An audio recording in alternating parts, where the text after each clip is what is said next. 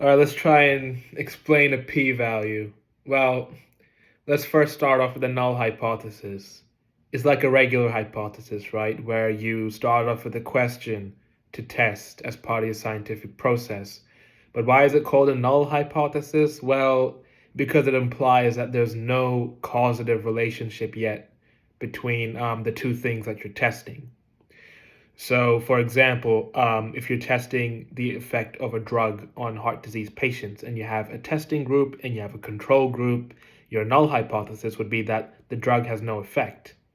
So you're basically saying that whatever effect that it causes and whatever changes there are in the testing group, that is due to pure chance and randomness rather than any kind of causative effect of the drug.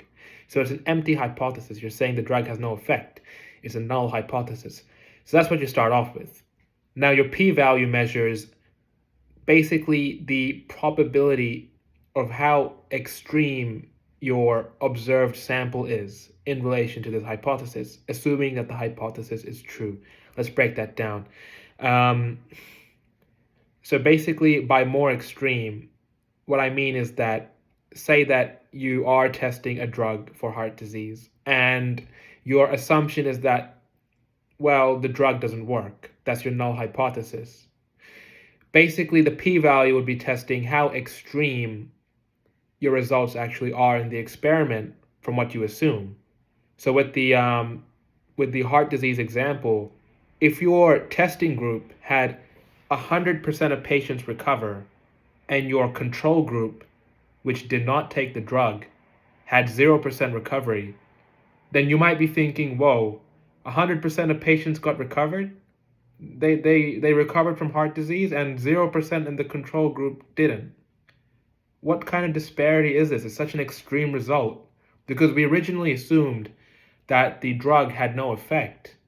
So the likelihood of, or sorry, not likelihood, the probability, because there is a nuance between likelihood and probability, but in this context, we'll just say it's the same. The probability of all these patients in the testing group recovering while none of the patients in the control group recovering, that's such an unlikely outcome compared to our original assumption that the drug had no effect, right? So the p-value in that case would be very, very low. Now, I hope that made sense. That's basically the simplest I could put it, is that the more unlikely your outcome is, the lower your p-value. And that rejects your null hypothesis because by your null hypothesis, that outcome shouldn't have even been like possible in the first place, basically. So if you have a drug for heart disease and your null hypothesis is that it has absolutely no effect, and during experiments, your entire testing group got healed while your control group didn't, maybe that yields a p-value of 0.0001, right? And there are different ways of calculating p-value. There is a nuance to it. It is quite technical. You can watch other videos on it. Maybe I'll do a video on it as well. But this is just on a conceptual level. If you have your entire testing group treated and your entire control group not treated, then obviously this would yield a low p-value. And in relation to your original assumption that the drug has no effect, it's so unlikely that you have enough evidence to reject your null hypothesis and say, look, maybe the drug has an effect. So, yeah, that's my understanding of p-values at the moment. Let's take the converse example just for illustration. Suppose that your drug, right, that you're testing, and your hypothesis, your null hypothesis again, is that this drug has no effect at all. And your control group, nobody heals, right? Everyone dies of heart disease, unfortunately.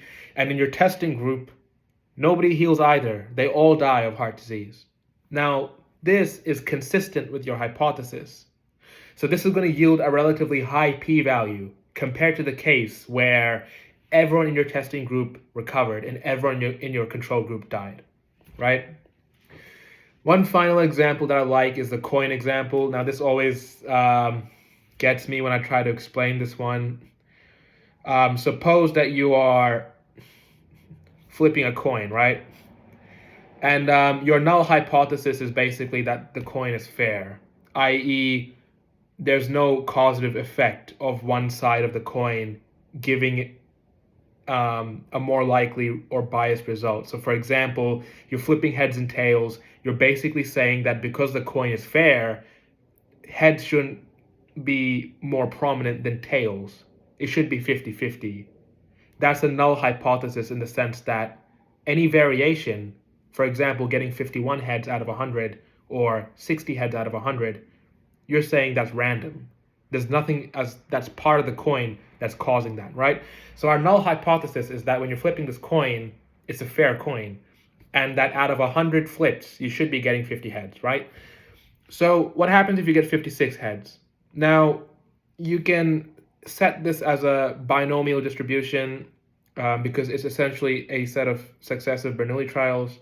Don't worry about that for the moment. The point is that if you get 56 heads out of 100, you might get a p-value of maybe 0.19, right? It's just arbitrary, made it up. Well, I think it's based on a true statistic, but whatever.